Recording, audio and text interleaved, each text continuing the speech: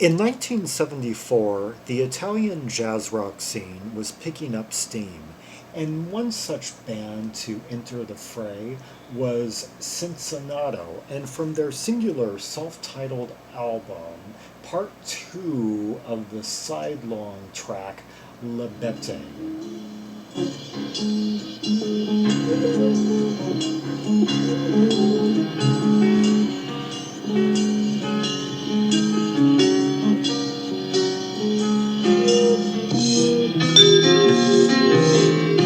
Okay, we got vibraphone on this, and it's played by Giacomo Urbanelli, who also is credited with keyboards.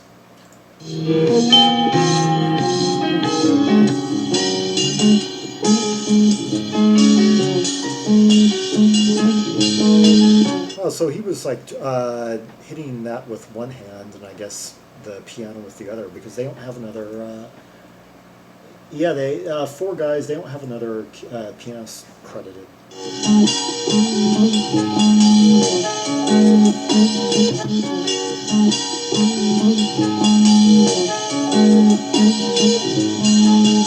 Gonna have to bear with us some sonic limitations here. The sound is kind of.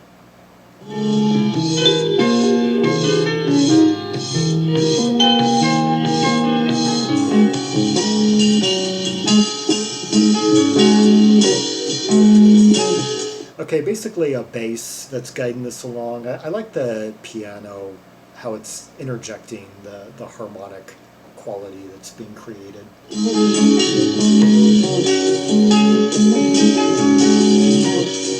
Actually quite melodic for what seems to be kind of a free-flowing section right here. Down, down, down, down, down.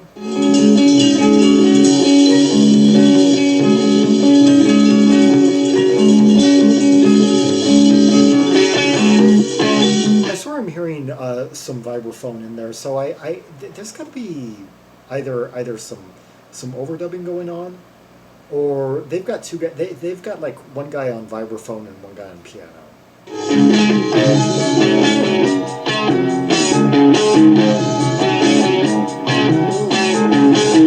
Yeah, I'm hearing the mallets at the same time that I'm hearing the piano, and yet the same guy is credited with both, and then beyond that we have bass, Annibale, Vanetti, guitar, Gianni, Fantuzzi, and percussion, Donato, Scholese.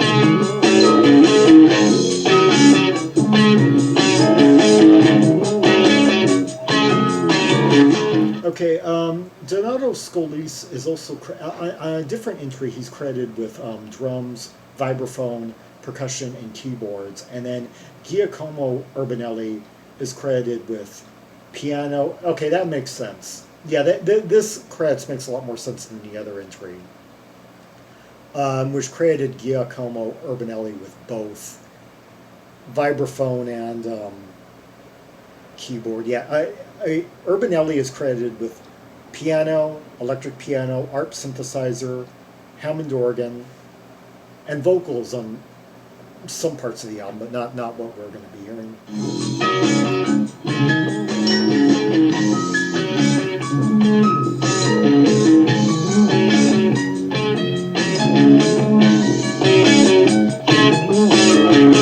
Pretty structured, actually, kind of loose yet structured, more kind of like just sort of like an avant-garde rock type section.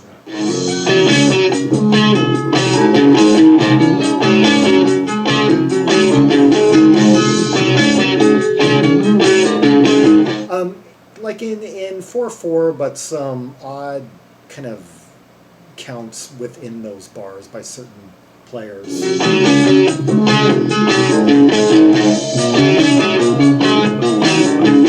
Yeah, I'm hearing like a 1 2 3 1 2 3 1 2, something like that.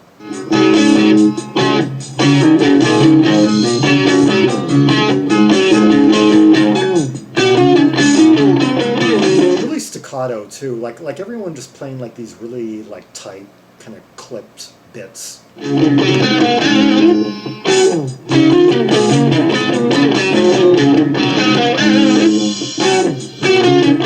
Yeah, no one's playing, no one's like holding a note or anything. There's no sustain going on.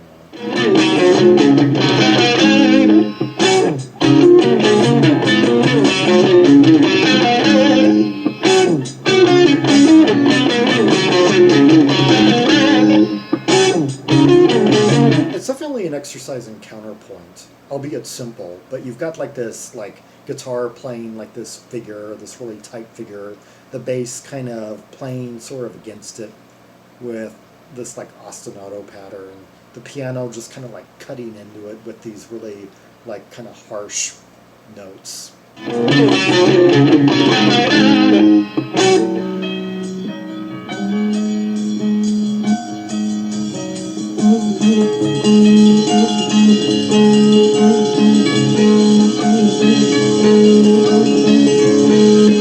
that glowing of the vibraphone just sort of rolling in louder and louder.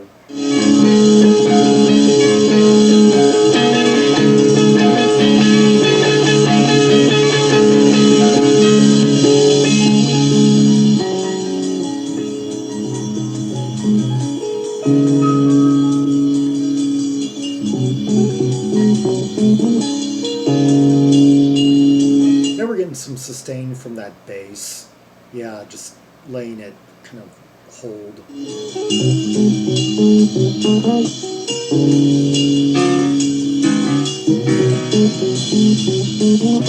Oh, more cymbal spray, yeah.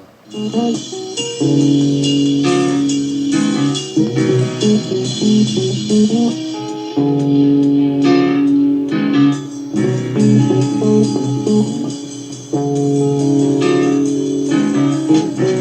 wonder if we're going to get to hear that ARP within the next few minutes.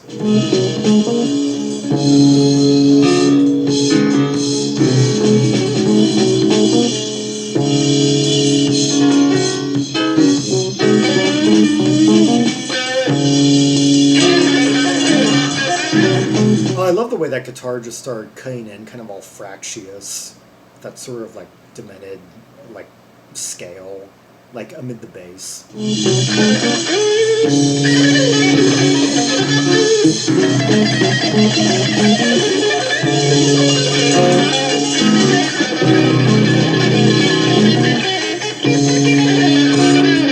Well, the guy,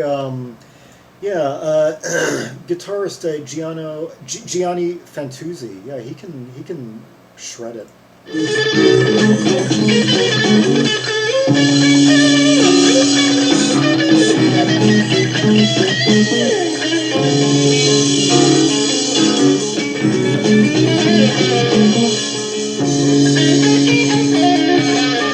Unfortunately, he wasn't heard beyond this album, although percussionist Donato Scolese would later emerge in the Furio Romano Quintet and has a credit on one of Franco Battiato's albums.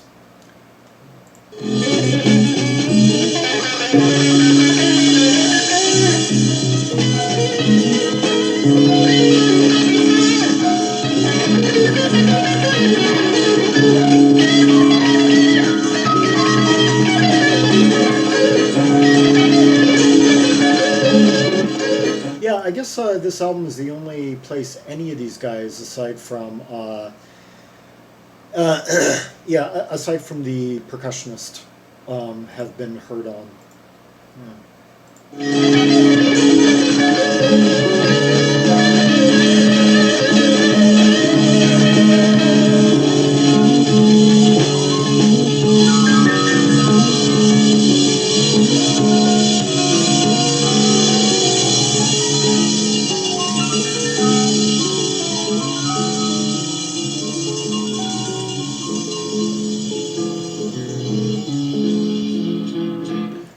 This cover, which features like a whole row of Easter egg, well, several, 1, 2, 3, 4, 5, 6 columns of Easter eggs.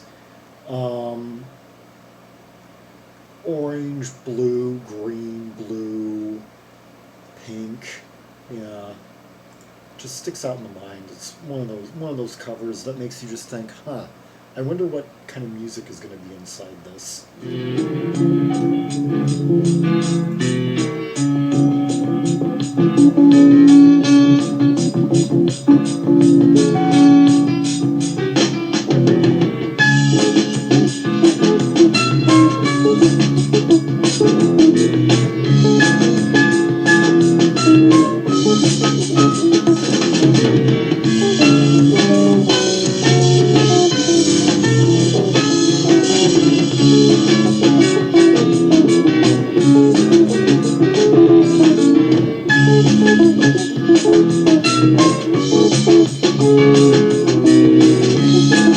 Now we're in just kind of jamming along in D minor.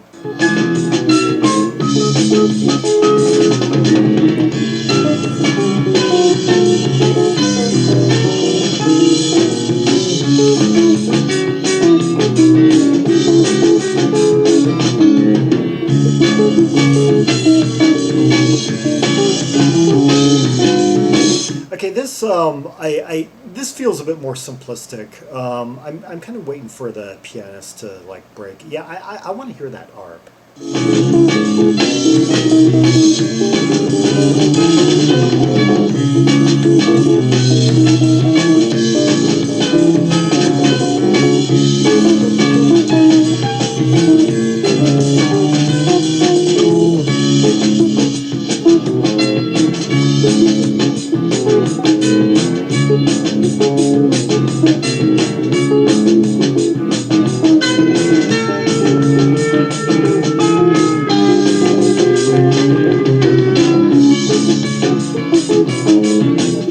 Notice how the guitar is like really muted right now. It's playing this kind of cleaner, sort of like kind of like loungy tone, but you could but it's just kind of like poking in with this like one note.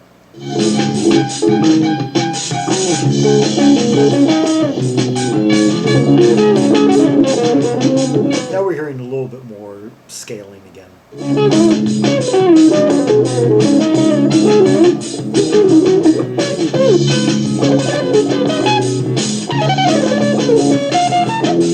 Yeah, the guitarist definitely can do his scales. I wish the pianist would get in there and interact with him more.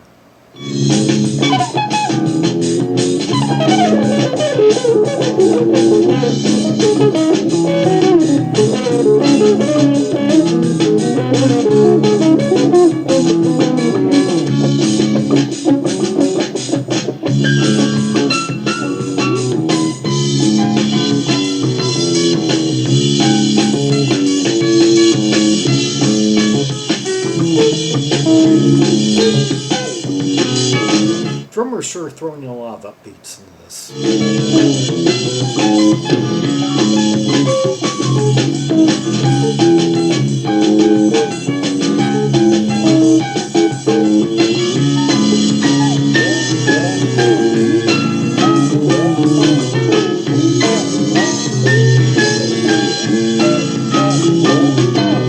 Pianist has a real kind of like harsh style, like really like hitting those keys.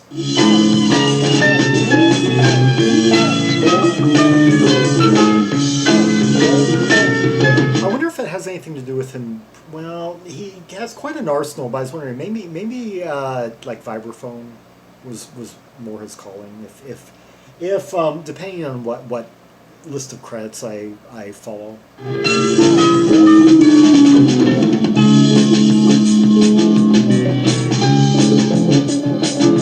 Actually, that's something I missed. What happened to that vibraphone?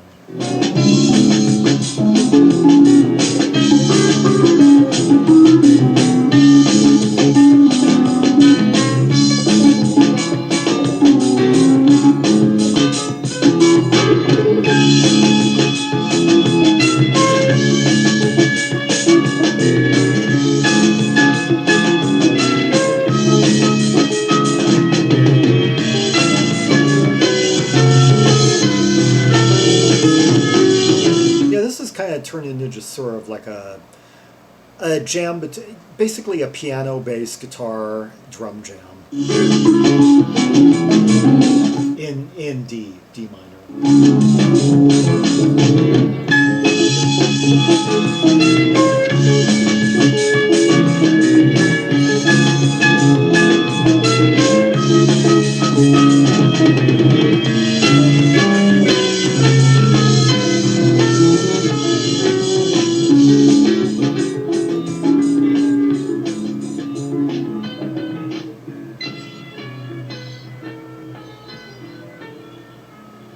And that was Italian band Cincinnato, mustering up their instrumental chops on the sidelong track La Bete. Yes, 20 minutes long. I played the second half of it, the instrumental half. And yeah, this would be their only album, I guess, released on PDU label in 1974. And reissued since that time with bonus live material. And let's see, what does it say on here? Let's see, Cincinnato was an Italian jazz rock group from near Varese and had previously played since 1970 as Eros Natura, but the record company PDU suggested a name change. Their only album was recorded in just 3 days in a single take, and the band had already disbanded. Oh, so it was recorded in 1973, and they had broken up by the time it came out. Okay. Yeah, and 1973 was kind of like the intro year for the... Well, let's see, 1972, the band Perigio debuted. And then 1973, the first albums by... there were albums by... On the jazz rock front by Duella Madre de Dallas. And the first Aria album with who had more of an avant-garde take on it. And in 1974 it seemed like there were a lot more bands springing up, like Arti e Miestre, the band Bauhaus, the Italian jazz rock band Bauhaus. Actually, their album, they recorded an album, but it wasn't released until years later. Let's see, the band Bambi Bande e Melodi, yeah, and a few others. Yeah, and anyway, for more Rubies and Sapphires, well, this basically, what I played by the Cincinnato album was like the only portion of that album that I red marked years ago when I worked through it. My impressions could change over time. There might be other, but that mixed with like the kind of sonic limitations of the album, as you could tell, kind of murky, kind of muddy. I don't know. I thought like the first half of what we listened to kind of I found rather captivating. The last few minutes, I thought it was kind of like, I don't know, trailing off. Maybe I should have red marked maybe just kind of like 7 minutes. Yeah, from like the 11 to, I don't know, 16 and a half mark or something like that. Anyway, for more Rubies and Sapphires from the Italian jazz rock scene of the 70s and early 80s, as well as like the symphonic scene, the singer-songwriter, a lot of diverse talent coming from out of Italy, library music, electronic music, and such. See the directory of albums by Italian artists linked in the description below. Like and subscribe and follow me on social media, and leave a comment if there are any observations that you have about what we just heard. And until next time, this is Zaragon, the world's most air-traveled maximalist, signing off.